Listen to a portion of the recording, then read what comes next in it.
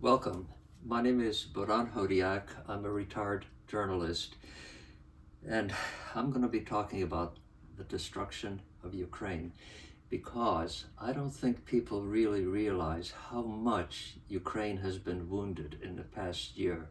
For example, you may not know that more than 350 schools have been destroyed by Russian missiles. Nearly 4 million school children have no place to go. Putin right now wants to keep the war going as long as possible because even if the Ukrainian army pushes the Russian army completely out of Ukraine, he cannot afford peace because if he does not reach a peace agreement, he has not lost.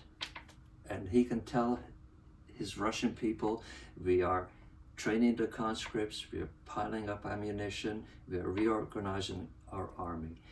And what I'm really afraid of is that Ukraine could become another Syria because Russia could make incursions into Ukraine, the Russian army. They would run in, murder dozens of people, then run back into Russia.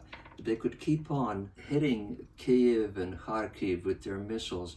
And just imagine how much uncertainty this creates. Would any investor want to go into Kiev or Kharkiv if he knows there's a chance that a missile might hit the city? So it's a difficult situation. And I assure you that Ukraine has been traumatized and much of it has been destroyed. Its economy is about 45% what it was at 2021. So it's a difficult thing. I am now, in a minute, going to disappear and I'm going to read a script. And then you see photographs and illustrations relating to it. And after that, I will come back for a few minutes because I want to talk about some things that are not really written about much. One is the relationship of the war to Christianity, to morality, and to karma. So here we go. Like many people, I am delighted by the skill and valor of the Ukrainian army. It has destroyed the reputation of the Russian army, exposing it as an incompetent, badly led military, tolerant of war crimes and atrocities. It is better at killing civilians from a safe distance than fighting the Ukrainian army.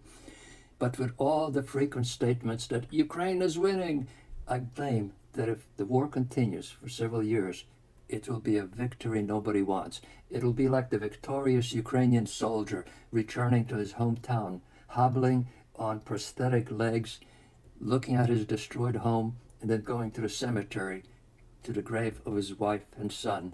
Putin and his generals have recognized the weakness of their army and have now switched tactics. If they cannot defeat the Ukrainian army, they will try to destroy Ukraine itself. They are focused on Ukraine's infrastructure, its homes, hospitals, schools, power stations. These are all war crimes as defined in the Geneva Convention. But more is involved than the physical destruction of Ukraine. The plan is not only to deprive Ukrainians of water, electricity, and heat, but to traumatize them, to make its children go to bed frightened, to make residents feel like they are living near time bombs that can explode at any moment. Every day, several times a day, millions of Ukrainians rush to basement bomb shelters while the sirens screech. I listen to Radio Kultura, and every day they interrupt their programs to tell people to rush to bomb shelters all over Ukraine. In such situations, it really doesn't matter how brave you are. Your body does not know about bravery. It only knows stress. It creates post-traumatic stress disorders. Many Vietnam veterans have suffered from it. Now an entire nation is subjected to it. Soldiers in battle are often seriously wounded but feel no pain. Their minds are totally focused on surviving and fighting. The pain comes after the battle is over. Some 200,000 Ukrainian soldiers and civilians have suffered war wounds or died. With the war raging on, many of the psychic wounds have been suppressed, but they will eventually come out. The tears and the grief and the horror, the frequent nightmares, they will follow its victims for decades. dangerous and frightening situations are deeply implanted in our memories. The ache remains, the loss of loved ones. You don't get closure on something like this. Putin said he expects a long war. He is now hoping to stretch the war out for years because he cannot afford peace. Peace will bring reassessment and judgment. What did you get for all this death and destruction, Russians will ask? Why was the war handled so incompetently? Ukrainians will now hate us for generations. Using all of his country's financial reserves, Putin is now trying to hide from his people how ruinous the war has been for Russia. If you visit Moscow or St. Petersburg today, you won't see signs of the war. In fact, the Russian calling it a war may get arrested. Russian media tells its viewers that everything is going according to plan. The sad fact is, whether the war lasts 5 years or one won't make a really big difference in the lives or the living conditions of most Americans and Europeans. But to Ukrainians, a war of 5 years will be catastrophic. Ukraine could become another Syria. I claim until the West and America get really serious and courageous about defeating Russia, its leaders will dig in their heels and try to hang on until the bitter end. When the Russians begin to realize they may lose the war, when it starts dawning on them that they are facing defeat, they will be aroused. They won't care about saving Putin. It will be the prospect of defeat by lowly little Ukraine that will be unbearable. After all, Russia has dominated Ukraine for some 400 years. You have to be a Ukrainian to truly grasp what a deep humiliation, what an emotional blow it will be to Russians to be defeated by Ukraine. What? Brutality, terrorism, criminality is not working? From Ivan the Terrible to Stalin, cruelty seems to have been a natural character trait in Russian leaders. Ivan the Terrible asked his architect if he could design another church like the one near the Kremlin. We have all seen photos of it. The architect said yes, so Ivan had his eyes ripped out. He wanted his church to be unique. Peter the Great quarreled with his son, imprisoned him, and left him in prison to die. What Stalin did to the Ukrainian people in the 1930s breaks your heart. As an aside, if you'd like to know what created the Russian character and why Ukrainians are different, see another of my YouTube videos. Russians commonly call Ukrainians chochols. You can hear it all over the intercepted phone calls of soldiers and on Russian television. It can be translated as yokels, but the word is stronger than that. It carries an air of disdain, inferiority, and incompetence. I listened to an intercepted phone call where a Russian soldier was telling his mother, "The Ukrainian army is the best." His astonished mother responded with, "What? What? The chochols?" There is fear in Putin and the Russian elite. It has seen Ukraine, during its 30 years of independence, become democratic and its economy begin to rise, expand, and flourish. It was making real progress to eliminate corruption. Not in Russia. It is still tied to imperialism and autocracy. That seems to be part of the Russian DNA. Scratch a Russian and you will find an imperialist. Putin has dreamed of restoring the Russian Empire since the crash of the Soviet Union. In 2014, he incorporated Crimea into Russia, followed last year by Luhansk and Donetsk. They are now officially autonomous republics in the Russian Federation. Putin claims when his soldiers are fighting in Donetsk, they are fighting in Russia. Rather than concentrate on the serious problems of Russian society, Putin and much of Russia's elite has spent the past 2 decades, actually 30 years, trying to grab as much of the country's wealth as possible. A few years ago, I saw a BBC investigative documentary on Putin's personal finances. It said Putin is among the richest men in the world. A democratic, prosperous Ukraine is a real threat to Russia. If Ukraine is allowed to keep evolving, young Russians will start asking if they must live in a kleptocracy with all those obscenely rich oligarchs. They might learn that Russia is a country with one of the highest levels of inequality in the world. 1% of the population owns most of the wealth. Putin is frightened of democracy. His dream is to become a conqueror, just like his hero, Peter the Great. He wants to become Vladimir the Great. Realizing that his reasons for the invasion were preposterous to denazify Ukraine, Putin changed the story. Now NATO's coming to destroy Russia. It was World War II all over again. He has ordered anti-aircraft batteries installed in Moscow and St. Petersburg. He had bomb shelters made ready. Nurses have been ordered to take classes in war wounds. Beware, Russians, NATO is coming. No matter that NATO's charter states it is strictly a defensive organization. Will this effort to mobilize all of Russia work? Make it into a patriotic war of survival with their persecuted victim mentality caused by their actual living conditions in the dictatorship? A big percentage of Russians believe NATO and the West is out to get them. But more importantly, inferior little Ukraine must not defeat Mother Russia. Will the residents of the autonomous republics care? 2 republics are Muslim, 1 is Buddhist, and most are poor. The oil, gas, and mineral companies in these regions are headquartered in Moscow and pay their taxes to the Kremlin. Getting control of these companies after the collapse of the Soviet Union made hundreds of Russians incredibly rich. They did it through bribes, influence, and the disappearance of quite a few of their competitors. Auctions on these companies were often held in secret, so Western companies could not bid.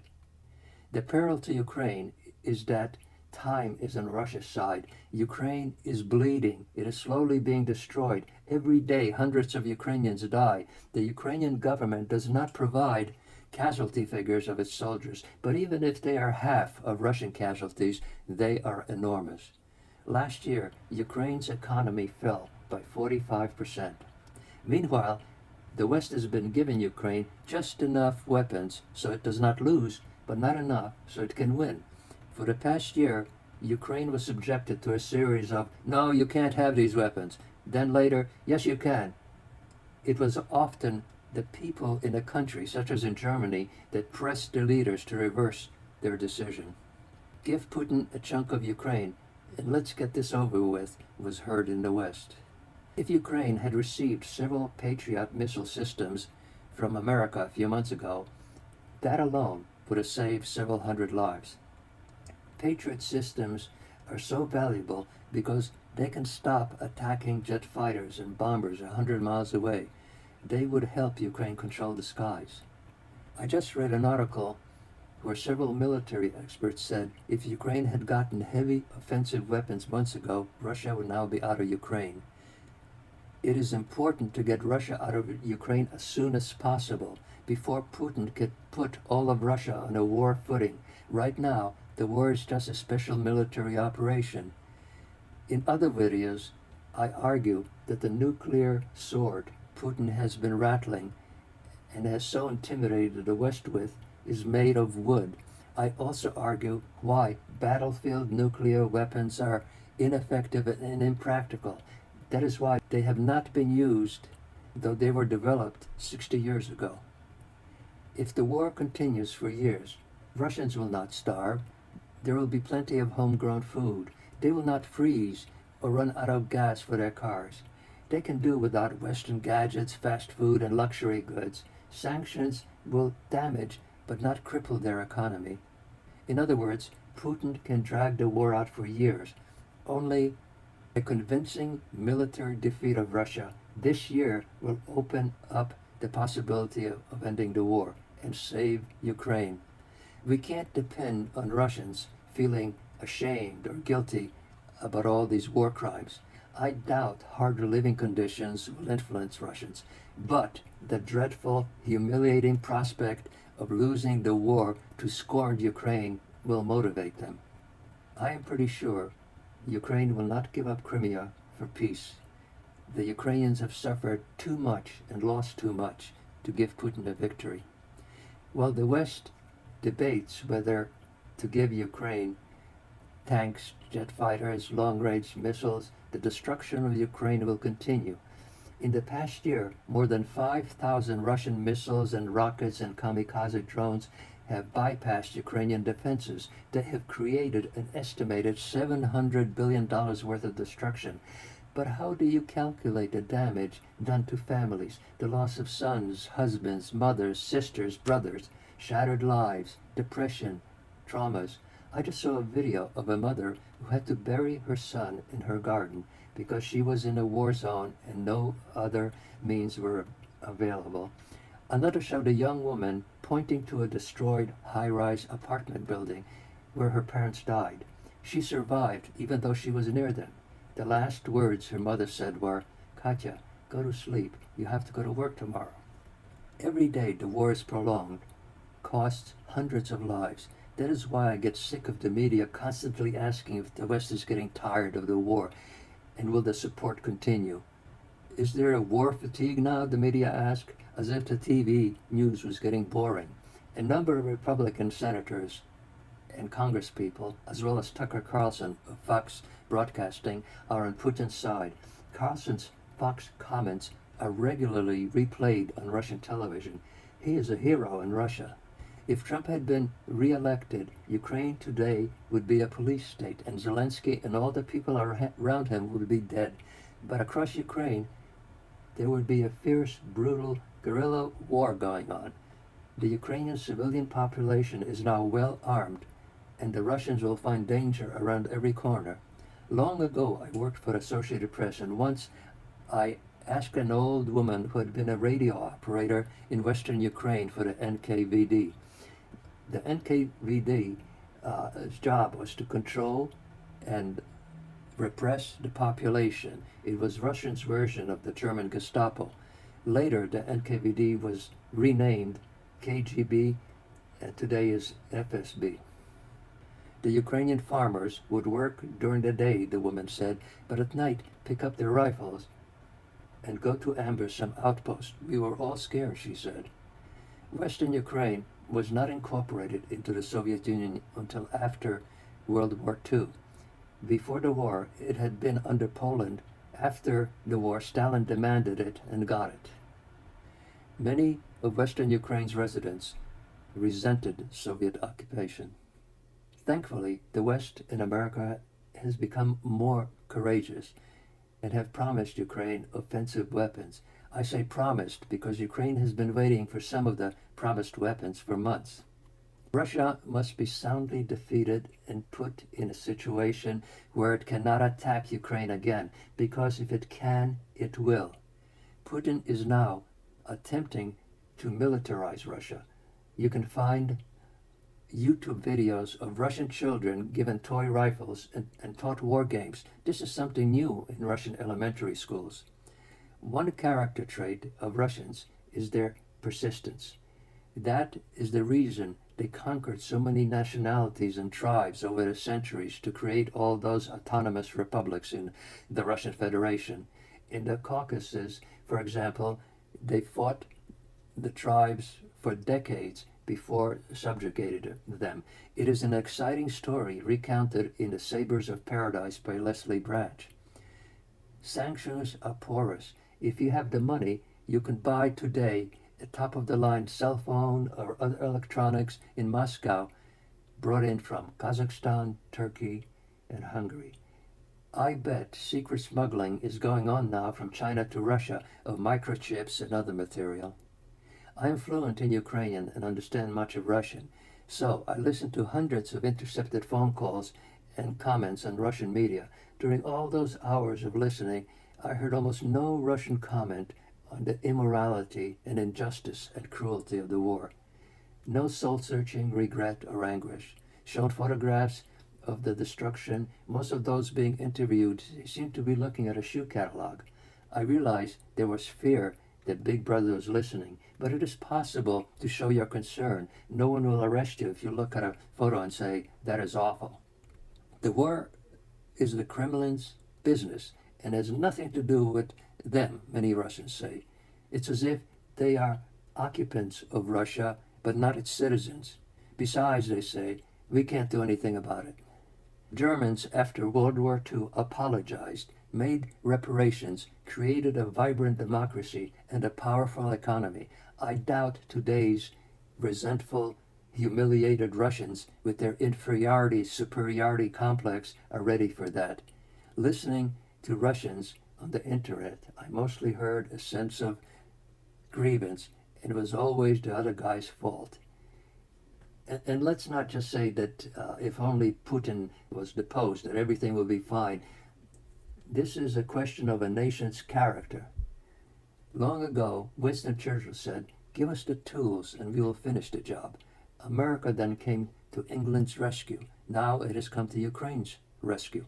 It also came to the Soviet Union's rescue in World War II. The United States sent an enormous amount of military equipment and humanitarian aid to the USSR between 1941 and 1944. It was shipped to Alaska, then taken on ships to the Russian port of Vladivostok. It totaled $137 billion in today's money and included 400,000 trucks. That's right, 400,000 trucks to give the Red Army mobility. As of March, the USA has provided $32 billion in aid for the war. Of this, $300 million has been humanitarian aid. The USSR never repaid this land lease, and it was not mentioned in Russian school books or histories. As far as the Russians were concerned, they won World War II. If Putin manages to drag out this war for many years through attrition and war crimes and the timidity of the West, Ukraine will be sacrificed. I may even say, crucified. Welcome back. Thank you for watching so far. Now, if you asked the majority of Russians, "Are you Christian?" a majority of them would say, "Yes, I'm an Orthodox Christian," even though they might go to church only on Easter or Christmas. And some might raise their noses and say, "Yeah, but we're not like those decadent Catholics and Protestants of the West. We're the pure Christians." Well, the leader of the Russian Christians is Patriarch Kirill. In his youth, he worked for the KGB. He was an informer for the KGB. And this served him well because he made a lot of important contacts, because in Russia, you could not become patriarch without permission, approval of the Kremlin. And Kirill was their man. He has called Putin a gift from God. He has been running around Russia past year, talking before churches and organizations and urging men of military age to join the Russian army. He said, "If you die in combat in Ukraine, you will go to heaven." Some years ago, reporters interviewing Kirill noticed that he had a watch on his wrist, and they discovered that it was worth $50,000. He lives in a luxurious residence in Moscow. Now, what about the Russian army? This is not a group of warriors going out to defend their homeland. This is Murder Incorporated, practicing atrocities, criminality, terrorism, with the approval of their leaders. Because there's one thing you need to know about the Russian soldiers. They have been themselves stomped down for generations, because this is a dictatorship, an autocracy. You can imagine what happened during Stalin's time. Even a few weeks ago, there was a young girl in school who did a drawing against the war. Well, this somehow got on the internet, and her father recently was sentenced to 2 years in jail. And this has been going on for decades. In World War II, Alexander Solzhenitsyn, the famous Russian writer who got the Nobel Prize for Literature, was a soldier at the front line. And he wrote a postcard to a friend making a joke about Stalin. Well, the KGB read the mail, they arrested him, sent him to Siberia, and he spent 7 years there. Somehow, slavery is part of in some ways, is part of the Russian DNA, even today. For example, my great-grandfather was a serf. It's true, it was only 2 years when he was a child, and he lived to be 100 years old. But Russia was one of the last countries to abolish serfdom, 1861. That meant you could be bought, you could be sold, you could not leave the estate without the permission of the master of the place. So in some ways, Russians are kind of used to autocracies. If, let's say 15 months ago, the Russian military command told their soldiers, listen, we're going into Ukraine, we're going to take it over in 2 or 3 weeks, and we don't want to create red-hot hate for us. So we're going to have to live with these people after we take over Ukraine. So no rapes, no torture, no killing of civilians, no looting or robbing. I can tell you, if they did that, there would have been no Bucha. What does the future hold? I am saying that if the war is prolonged for years, if it becomes a Syria, Ukraine will be traumatized. Much of it has already been destroyed, and it cannot continue in this way. The West has been hesitant. In the beginning, it didn't even want to give any weapons to Ukraine because it thought 2-3 weeks and it'll be over. Then it said you can't have any howitzers, missiles. It would provoke Putin. Then you can't have any tanks. Now they're saying you can't have any fighter jets. You can't have any long-range missiles because you'll shoot them into Russia. And we don't want that. We don't want to provoke Putin. If you look at some of my other videos that I have and on YouTube, and all you have to do is just go to the search line and type in Bo, B-O, Hodiak, you'll see one that says why Putin will not go nuclear. I explain it. So the West should realize that any kind of peace agreement Putin would sign now is written on toilet paper. He would just simply want to give himself more time. And Ukraine should get the fighter jets. I was listening to some military experts, and they say when you have an offensive, control of the air power is really, really important. Now it's true that the Russian Air Force has been kind of timid. They kind of dart into Ukraine, then they drop their bombs, and then they go back.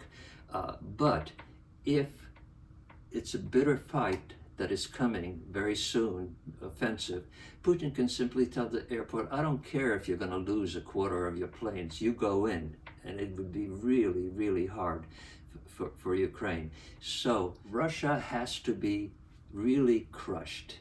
The army has to be beaten to the ground. And if that happens, it could be the best thing that happens for Russia, because look what has happened to imperialism in the past 200 years. France was imperialistic, England was imperialistic, Spain was imperialistic, and they all have withdrawn and left and have survived. You could even say that America has also learned to be very careful about going into other countries. It has withdrawn from Vietnam, it has withdrawn from Iraq. So maybe the Russians will learn that imperialism is passé and their empire is no longer viable. And also, what about autocracy? I have this feeling that dictatorship and autocracy kind of makes the population a little stupid, because in showing initiative and enterprise, they're looking up at Big Brother and say, what do I do? Tell me what to do. And that does not make for a dynamic country. Now, if Russia can kind of change its attitude, because right now, the Russian DNA is imperialism and autocracy. But if they can overcome that, And it might take 2 generations or so. It would be the best thing that would happen for them. It would be a gift to the world. But it might take 50 years to occur. So right now, I think the gloves have to be taken off the West. Ukraine should get the fighter jets, the long-range missiles. And what is so awful, if they have missiles that could go 300 or 400 miles into Russia and hit arms manufacturers, airplane and tank manufacturers, that would certainly even the fighting, because right now Putin is trying to make the Russians think that this is a patriotic war, that this is something for the survival of Russia. Well, he's right, but not of the Russian people, but of Putin's regime. It's the survival of the autocratic imperialistic regime, and that deserves to die. Look what Putin has just said at the May Day parade that just finished. In my view, if I were a Russian, I would be outraged at what Putin is doing. He is trying to connect a heroic past of World War II to something, to the Ukrainian war, which is shameful, which is a war crime, which has really cut off Russia from the Western world. And he's kind of demeaning a sacred memory of the Russian people. Ukrainians are actually the Russians of World War II because they are fighting fascism today.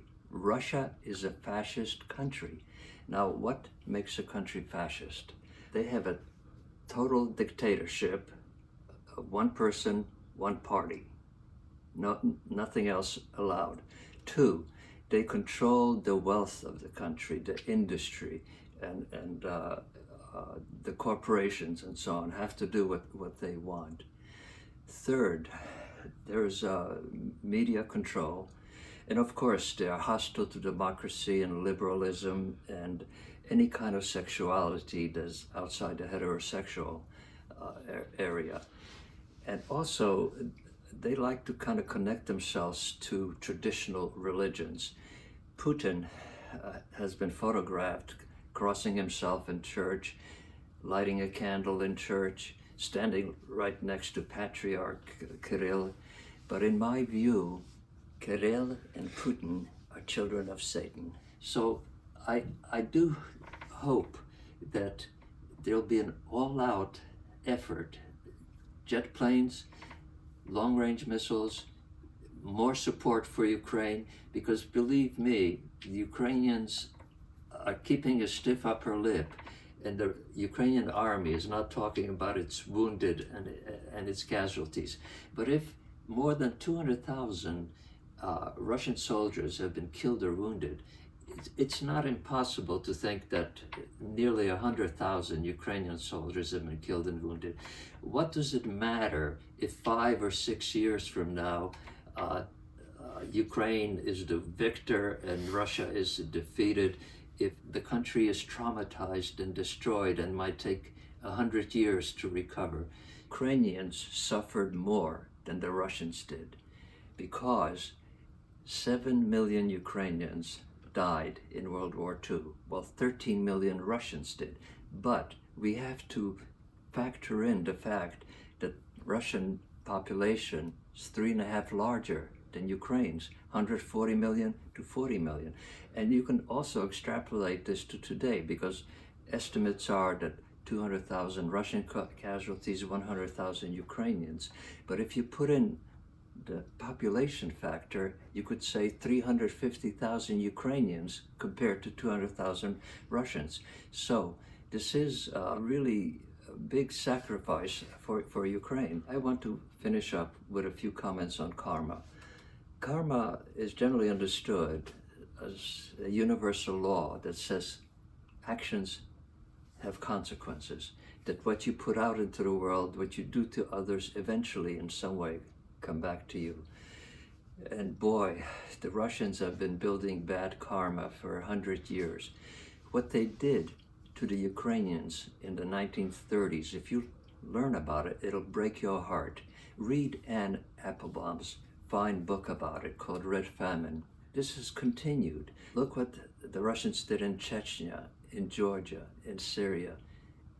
They don't hesitate to do war crimes. They don't hesitate to really use the army to kill civilians. And I think in some ways this is coming back against them. The West kind of didn't do very much about it. They put in sanctions and the Russians laughed at it. They knew that Putin had a kind of a murder incorporated going on, and many of his enemies suddenly died and disappeared or were poisoned around the world. But again, they kind of didn't do very much about it. But this time, it seems to be different because Ukraine is in Europe. The media has access to what is happening. Unfortunately, it's one-sided because we see so many stories of victorious Ukrainian army. We don't see the carnage. It's not allowed on television. When a missile destroys an apartment building, you might have arms and legs scattered on the ground, but you can't show it. YouTube will not show it. So the pain is not really apparent. But again, if, as the majority of Russians claim to be Christians, then they have to believe in the day of judgment, in sin. And there eventually is an answer to all these crimes and all these atrocities and brutalities. And that is what is beginning to happen in Russia. The average Russian has become apolitical. Many of them are dispirited. They've lost their best and brightest. And in a way, it's kind of the decline and fall of the Russian Empire. If we could read something decades in the future, it might say that this was the beginning of the fall, the death, and the rebirth of Russia. I hope that Ukraine is not sacrificed to do this because it does not deserve it. It's been bleeding, it's been destroyed, it has been wounded much more than is apparent. And I hope that the West takes the gloves off and really helps. So maybe by next year, it'll all be over. Thank you for watching. Slava Ukraini.